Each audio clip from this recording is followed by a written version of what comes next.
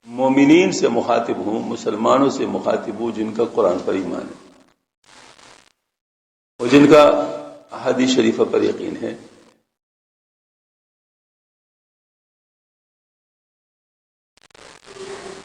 ظاہر ہے اللہ جل شانہ نے قرآن پاک میں جو دل کا ذکر کیا ہے اس میں یہ فرمایا یوم لا ينفع مال ولا بنون الا من اتى الله بقلب سلیم، اس دن نہ کسی کے بیٹے کام آئے گا نہ مال کام آئے گا مگر وہ جو صحیح سالم صحت مند دل لے کے گیا ہوگا وہی کام آئے گا۔ اب بتاؤ وہاں صحیح سالم دل ہمارا کہ یہ ہوگا قیامت کے موقع پہ؟ وہ ہوگا؟ تبدیل ہو چکا ہوگا نا سارا کچھ، یہ جسم تو نہیں رہے گا نا ہمارا، تو وہاں کیا ہوگا؟ اور روحانی دل ہوگا۔ اس کو صحیح سالم بنانے کا کیا مطلب ہوگا، کیا طریقہ ہوگا، یہ ایک الگ بات ہے۔ جسمانی طور پر جو دل پمپ کرتا ہے، خون کو پمپ کرتا ہے اور ہر جگہ خون پہنچاتا ہے، لیکن روحانی طور پر جو دل ہے وہ دو سگنل کیچ کرتا ہے، ایک شیطان سے وسوسے کا اور ایک اللہ تعالیٰ سے الہام کا۔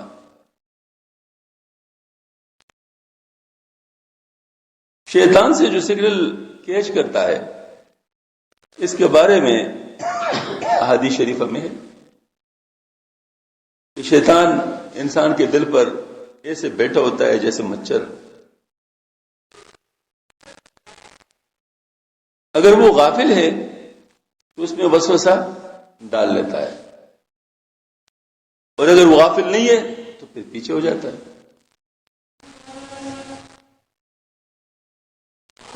اس طریقے سے یہ جو الہام کا نظام ہے کہ اللہ تعالیٰ کی طرف سے باقاعدہ خیر کی بات آتی ہے، مثلا میں کوئی شر کا ارادہ کرتا ہوں تو فوراً دل میں بات آتی ایسا نہ کرو، ایسا نہ کرو، یہ ایسا نہ کرو والی بات یہ اللہ تعالیٰ کی طرف سے، جس کو ضمیر کہتے ہیں، عموماً اس کو ضمیر کہا جاتا ہے، کہتے ہیں جی فلاں کا ضمیر مر گیا ہے۔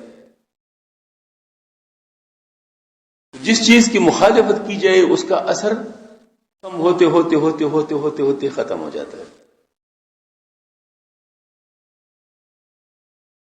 اسی طرح ہمارا نفس بھی ہے، اس کا اثر شر کا ہے، یعنی یہ شر کی طرف پھیلتا ہے، بلاتا ہے۔ نفس ہمارا جو ہے اس کی بھی جب مخالفت کی جائے، مسلسل مخالفت کی جائے تو اس کا اثر بھی ختم ہو جائے گا، پھر یہ ماننا شروع کر لے گا، پھر شر کی طرف نہیں جائے گا۔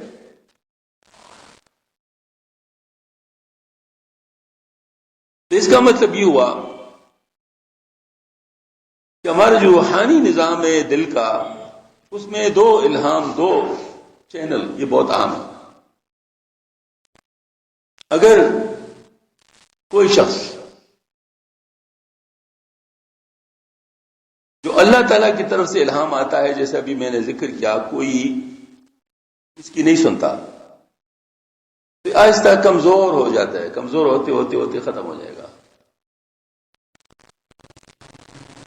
دوسری طرف جو شیطان کی طرف سے وسوسہ آتا ہے، اگر اس کی مخالفت کی جائے اور نہ مانا جائے، مسلسل نہ مانا جائے تو وہ بھی کمزور ہو جائے گا۔ بات سمجھ میں آ رہی ہے نا؟ وہ بھی کمزور ہو جائے گا۔ اگر شیطان کا جو وسوسہ ہے اس کے خلاف ہماری مزاحمت بن جائے اور کمزور ہو جائے وہ نظام، تو اس کا مطلب شیطان سے ہم محفوظ ہو گئے۔ ایسے لوگوں کے بارے میں قرآن پاک میں آتا ہے جو میرے ہیں ان کو تو گمراہ نہیں کر سکتا، جو میرے ہیں ان کو تو گمراہ نہیں کر سکتا۔ اور ایسے لوگ جو شیطان کی سن کر، ان کی بات مان کر وہی نظام باقی رکھتا ہے، باقی اللہ والے نظام ختم کر دیتے ہیں، بند ہو جاتا ہے ان کے لیے الہام آنا، تو پھر ان کے لیے اللہ پاک نے فیصلہ فرمایا ختم اللہ علی قلوبہم وعلی سمعہم وعلی ابصارہم غشاوۃ ولہم عذاب، ان کے دلوں پہ اللہ پاک مہر لگا دیتے ہیں، ان کے سماعت پر بھی مہر لگ جاتا ہے، ان کے بینائی پر بھی مہر لگ جاتا ہے۔ اس کا مطلب یہ ہے کہ اللہ پاک نے ہمیں اختیار تو دیا ہے، لیکن اختیار کو استعمال کرنے کے ساتھ ساتھ اس کا علم بھی دیا ہے کہ کس طرح استعمال کیا جائے۔ اگر اس کو صحیح طریقے سے استعمال کیا جائے تو فائدہ ہے، اگر غلط طریقے سے استعمال کیا جائے تو نقصان ہے۔ اب ہم کیسے اپنے دل کے نظام کو بہتر کر لیں؟ اگر خراب ہے تو کیسے ٹھیک کر لیں؟ اس کے بارے میں ایک حدیث شریف میں آپ کو سناتا ہوں۔ یہ حدیث شریف دعوت الکبیر میں ہے، دعوت الکبیر میں ہے، لکل شیء سقالہ وسقالۃ القلوب ذکر اللہ۔ ہر شخص کے لیے ایک چمکانے والا مطلب یعنی جو چیز ہوتی ہے مانجنے کے لیے جو استعمال ہوتے ہیں، جس کو چمکاتے ہو، اور دلوں کو چمکانے والا جو آلہ ہے وہ کیا ہے؟ یہ ذکر اللہ ہے۔ اس کا مطلب یہ کہ اگر کوئی ذکر کرتا ہے تو وہ اپنے دل کو درست کر سکتا ہے۔ یہ تو ایک بات ہوگی نا ذکر کے بارے میں۔ اب دوسری بات بھی بتاتا ہوں۔ دوسری بات یہ ہے، حدیث شریف میں آتا ہے، جو بخاری شریف کی حدیث ہے، آخر حدیث شریف ہے، کلمتان حبیبتان الی الرحمن خفیفتان علی اللسان ثقیلتان فی المیزان سبحان اللہ بحمدی سبحان اللہ۔ دو کلمے جو اللہ کو پیارے ہیں، زبان پہ ہلکے اور میزان کے ترازو میں بارے، اور یہ ہے سبحان اللہ بحمدی سبحان اللہ۔ پہلے کلمات کا تعلق جو ذکر اللہ ہے اس کا تعلق ہے علاج کے ساتھ، یعنی گندے چیز کو صاف کرنے کا مطلب کیا ہوتا ہے؟ علاج ہوتا ہے نا، علاج کے ساتھ اس کا تعلق ہے۔ اور یہ دوسرے نظام جو ہے نا، اس کا اجر کے ساتھ تعلق ہے، یعنی اس پہ اجر ملتا ہے۔ آپ یوں کہہ سکتے کہ پہلے والا اثر کے لیے ہے، دوسرا والا اجر کے لیے۔ جو اثر والے ذکر ہے اس کے لیے اثر کے شرائط ہیں، اور جو اجر والے ذکر ہیں اس کے لیے اجر کے شرائط ہیں۔ اثر والے ذکر ہے اس میں ذکر کا بالکل ٹھیک ٹھاک کہنا، جیسے ہے منقول، جیسے ہے مروی، اسی طریقے سے کہنا، یہ اس میں اثر ہوگا۔ میں نے پوچھا ایک صاحب سے، وہ صلی اللہ علیہ نبی الامی، یہ حدیث شریف، یہ وہ جو ہے حدیث شریف میں درود شریف، تو واہ یہ کلمہ اس کے ساتھ کیسے آتا ہے؟ یہ تو صلی اللہ علیہ نبی الامی پہ بذات خود پورا کلمہ ہے، تو وہ صلی اللہ علیہ نبی الامی اس میں کیوں کہتے ہیں؟ بہت بڑے مفتی ہیں مدینہ منورہ میں، مجھ سے فرمایا کہ آپ 10 نیکی آپ نے کیوں کم کرنا چاہتے ہیں؟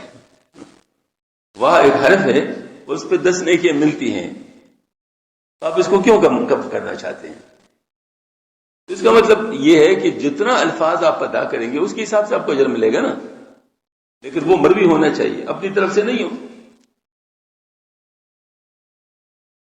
تو اس کا مطلب یہ ہوا کہ جو اجر کے لیے ذکر ہے اس کے لیے الفاظ بھی وہی ہونے چاہیے جو مروی ہو، طریقہ بھی وہی ہونا چاہیے جیسے کہ مروی ہو، تجوید کے قواعد بھی اس پر پورے ہونے چاہیے، تجوید کے قواعد بھی اس پر پورے ہونے چاہیے۔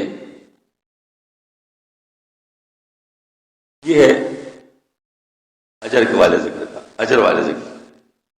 لیکن جو اثر والا ذکر ہے اس میں اثر مطلوب ہے، اس میں اجر مطلوب نہیں ہے۔ کیا مطلب؟ اس میں اثر مطلوب ہے، اجر مطلوب نہیں ہے۔ وہاں بنیادی مقصد کیا ہے؟ اس کا اثر، یعنی میرا دل صاف ہو جائے، اور میرا دل اگر ایک دفعہ صاف ہو گیا تو پتہ نہیں کتنا اجر حاصل کرے گا۔ نماز ٹھیک ہو جائے، روزہ ٹھیک ہو جائے، زکوٰۃ ٹھیک ہو جائے، حج ٹھیک ہو جائے، اس سے میرا اجر کتنا بڑھ جائے گا۔ اس میں جو اثر میں ہے اس میں ضروری نہیں ہے کہ آپ کے الفاظ اسی طرح ہوں، بلکہ اس سے جو کیفیت بنتی ہے وہ صحیح ہو، کیونکہ اس میں کیفیت مطلوب ہے۔ اثر کا مطلب کیا ہے؟ کیفیت ہے۔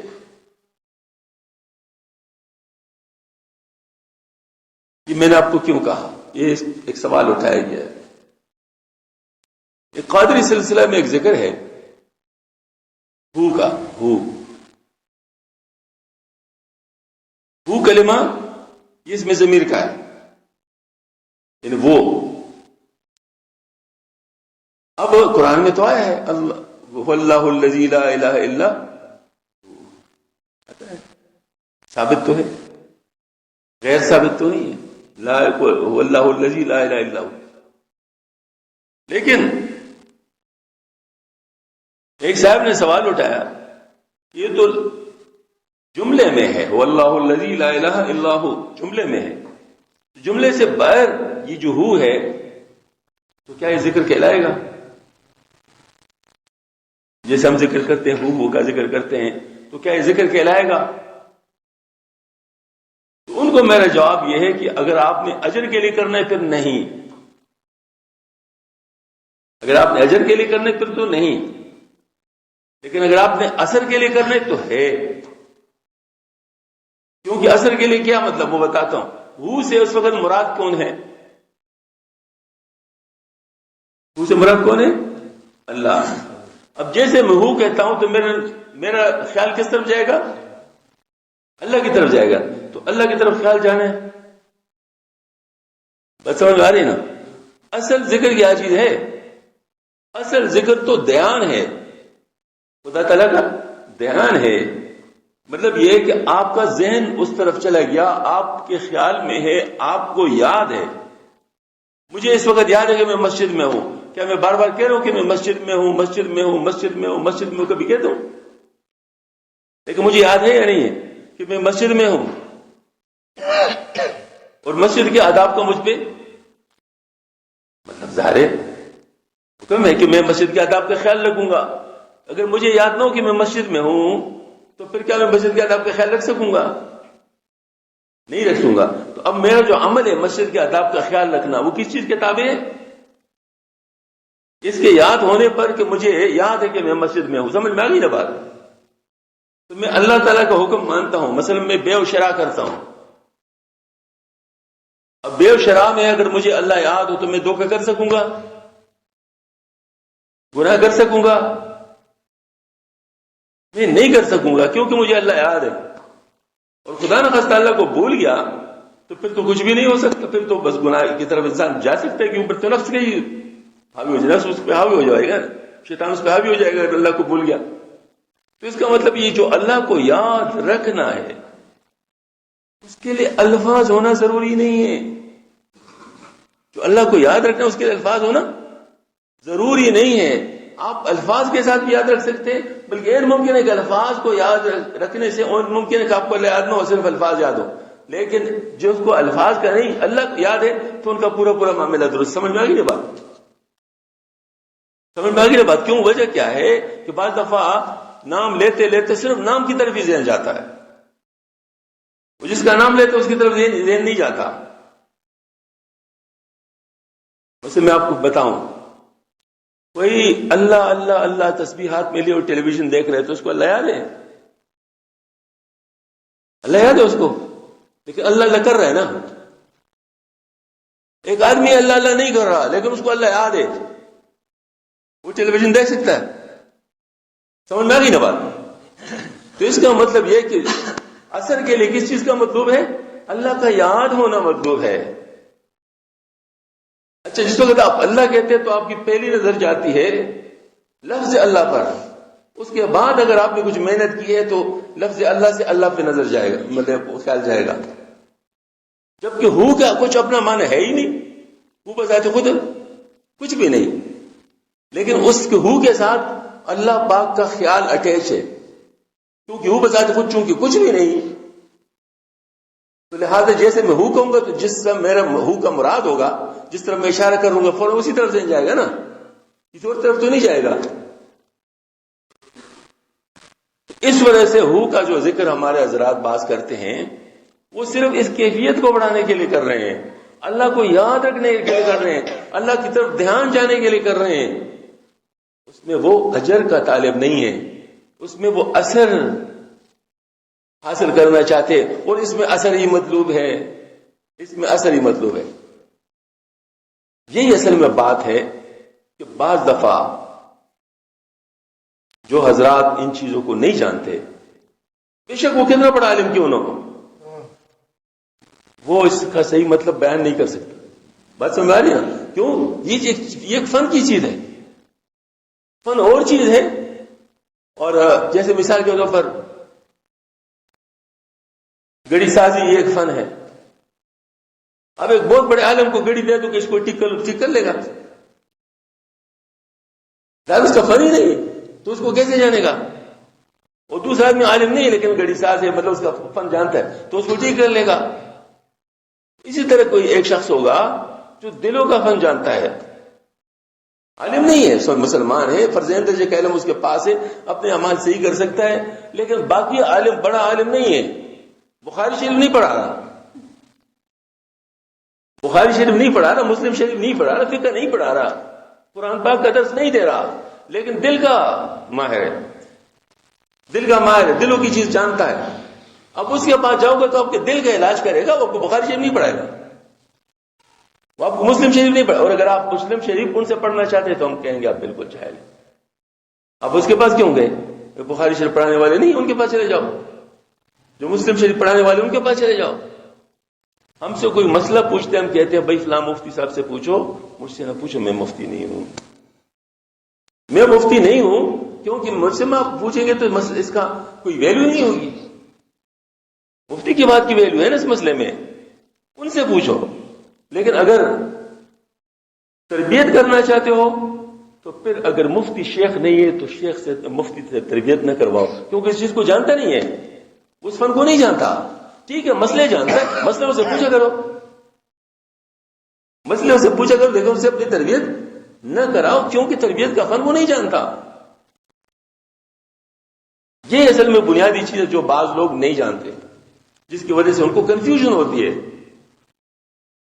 تو بارہ میں عرض کر رہا تھا، یہ تو درمیان میں چونکہ اس نے سوال کیا تھا تو لہٰذا یہ بات آ گئی، ورنہ حقیقت میں میرا مطلب صرف اتنا ہے کہ ہمیں اپنی اصلاح کرنی چاہیے، اور اپنی اصلاح کرنے کے لیے ہمیں ایسے لوگوں کے پاس جانا چاہیے جو اصلاح کر سکتے. اپنا وقت بھی ضائع نہیں کرنا چاہیے، کیونکہ زندگی بڑی مختصر ہے، یہ باتوں باتوں میں ختم ہو جاتی ہے، کچھ پتہ نہیں چلتا کس وقت کس کی باری ہے. ایک دفعہ ایسا ہوا کہ ایک جنازہ آ رہا تھا، ایک بزرگ بیٹھے، کسی نے پوچھا کس کا جنازہ ہے؟ اس بزرگ نے کہا کہ تیرا جنازہ ہے. پھر کہتا اگر برا مانتے ہو تو میرا جنازہ ہے، برا مانتے ہو تو میرا جنازہ ہے. کیونکہ تجھے اس سے کیا غرض کہ کس کا جائے؟ یہ دیکھو کہ جنازہ آ رہا ہے تو جنازہ آنے کا مطلب کیا ہے؟ موت یاد آنا، موت یاد آنا، یہی بنیادی چیز. آج کل کیونکہ غفلت بہت عام ہے تو جنازے کے ساتھ بھی لوگ گپ شپ لگاتے ہوئے جاتے ہیں، حالانکہ صحابہ کا طریقہ یہ نہیں تھا. صحابہ کرام سر جھکائے موت کی یاد میں مطلب مشغول ہوتے تھے کہ یہ جنازہ ہے، اس طرح ہمارا بھی جنازہ جائے گا، تو موت کو یاد رکھتے. حضرت عثمان رضی اللہ عنہ قبر کو دیکھتے تو روتے پہنتا. کسی نے کہا آپ تو ذوالنورین ہیں اور آپ کو تو ماشاءاللہ آپ تو حشر مبشرہ میں ہیں، آپ خلفائے راشدین میں ہیں، تو آپ کیوں اتنا زیادہ روتے ہیں اس پر؟ فرمایا اس لیے کہ یہ قبر آخرت کے منزلوں میں سے پہلی منزل ہے، اگر یہ کسی کا درست ہو گیا تو آگے منزلیں بھی اس کی آسان ہو جائیں گی، اور اگر یہ خراب ہو گیا تو آگے مسئلے میں آگے جو منزل ہے وہ بھی مشکل ہوگی. اس وجہ سے میں اس کو دیکھ کر روتا ہوں. اس کا مطلب یہ ہے کہ ہم لوگ کو اپنی اصلاح کرنی چاہیے، موت بہت قریب ہے، ہمیں اپنی اصلاح کی فکر ہونی چاہیے. اور اصلاح کی فکر اگر ہو، جیسے انسان کو بیماری کا پتہ چلے، اپنا کسی کو بیماری کا پتہ چلے کہ مجھے ٹی بی ہے، اللہ تعالیٰ سب کو بچائے، تو وہ چین میں نہیں رہ سکتا، وہ چاہے گا کہ جلد سے جلد میری بیماری درست ہو جائے. وہ ڈاکٹر سے اپوائنٹمنٹ لے گا، اور ڈاکٹر اگر 1 مہینے کے بعد اپوائنٹمنٹ دے تو بڑی تکلیف میں ہوگا کہ اس نے جو 1 مہینے کے بعد اپوائنٹمنٹ دے دیا، حالانکہ وہ ڈاکٹر بھی مجبور ہوگا کہ اس کے ساتھ اور بھی پیشنٹس ہوں گے. لیکن بہرحال یہ بھی محسوس کرے گا کہ دیکھو نا مجھے اتنا لمبا ٹائم دے دیا، کیونکہ یہ بیماری مجھے کہا رہی ہوگی نا. ٹی وی کا بیماری کا مطلب کیا مطلب ہے؟ یہ کہتی ہے نا، انسان کا جسم کہا رہی ہوتی ہے، تو یہ 1 مہینے میں مزید میرے جسم کو کہا لے گی، تو اس سے پہلے میرا علاج شروع ہو چکا ہوتا.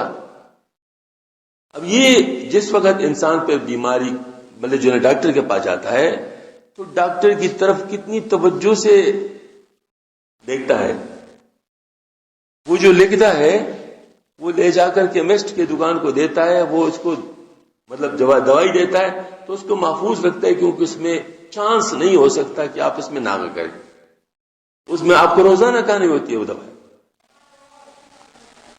اچھا, پھر ڈاکٹر بتایا تھا کہ دیکھو کچھ عرصے کے بعد آپ درست نظر آئیں گے, یہ دوائی کام کرے گی, 1-2 مہینے میں بالکل آپ صحت مند نظر آئیں گے. لیکن ابھی آپ صحت مند نہیں ہوگی, آپ نے دوائی روکنی نہیں ہے, آپ نے میرے پاس آنے, میرے ٹیسٹ وغیرہ کرنے, جب تک میں نہ کہوں اس وقت تک آپ نے دوائی نہیں روکنی. یہ ڈاکٹر ان کو بتا دیتا ہے. اسی طریقے سے یہ جو روحانی بیماری ہے, اگر کسی کو پتہ چل جائے کہ مجھ میں تکبر ہے, اللہ تعالیٰ ہم سب کی حفاظت فرمائے, یا مجھ میں ریا ہے, یا مجھ میں مطلب جو ہے نا وہ جس کو کہتے جلد بازی ہے, یہ ساری بیماریاں, اگر یہ مجھ میں یہ بیماریاں ہیں تو مجھے فکر ہونی چاہیے کہ جلد سے جلد یہ ٹھیک ہو. تو اس کے لیے مجھے ایسے لوگوں کے پاس جلد سے جلد جانا چاہیے جو میرا علاج کر سکے. ورنہ وقت بہت تیزی کے ساتھ گزر رہا ہے, پتہ نہیں اس دوران میں موت ہی نہ آ جائے. اس کے لیے پہلے مجھے تلاش کرنا ہوگا ڈاکٹر. یہ بات آج کل جو لوگ کرتے ہیں کہ آج کل صحیح پیر نہیں ملتے, یہ بے پرواہ لوگوں کی باتیں, یہ بے پرواہ لوگوں کی باتیں. کیوں؟ مجھے بتاؤ, کیا سارے ڈاکٹر اچھے ہوتے ہیں؟ اگر سارے ڈاکٹر اچھے ہو تو بتا دو, ہوتے ہیں سارے اچھے. تو ان میں اچھے ڈاکٹر لوگ تلاش کر لیتے نا, اپنی طرف سے کوشش کر کے اچھے ڈاکٹر لوگ تلاش کر لیتے.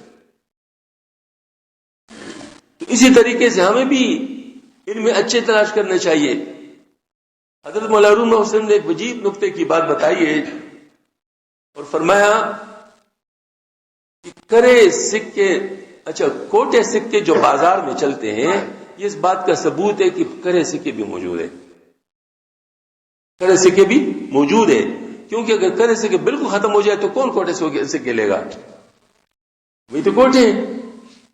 تو کرے سکوں کی دھوکے میں لوگ کوٹے سکے لیتے ہیں. تو اس طرح جو غلط لوگوں پہ انسان دھوکے ہوتے ہیں تو اس کا مطلب ہے کہ صحیح لوگ موجود ہیں. ان صحیح لوگوں تک رسائی ہونی چاہیے, ان صحیح لوگوں کی پہچان ہونی چاہیے, تاکہ ہم لوگ ان سے اپنا مقصد پورا کر سکیں.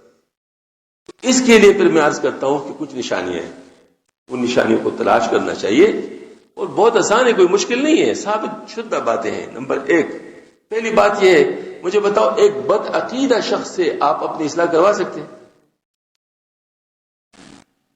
جس کا عقیدہ ہی خراب ہو تو آپ کی کیا علاج کرے گا؟ خدا نہ خواستہ اس کی وجہ سے اگر آپ کا عقیدہ خراب ہو گیا تو آپ کے اعمال چاہے وہ تو سارے ضائع ہو جائیں گے. اس وجہ سے بد عقیدہ شخص کے پاس تو جانے نہیں ہے. اب اچھا عقیدہ کیا ہے, صحیح عقیدہ کیا ہے, اسی پہ تو لڑائی ہوتی ہے. ارے کہتے ہیں میرا عقیدہ صحیح ہے. میں آپ کو صاف بتاؤں, آپ صلی اللہ علیہ وسلم نے پہلے سے اس کا فیصلہ فرمایا. آپ صلی اللہ علیہ وسلم نے فرمایا گزشتہ امتوں میں یہود میں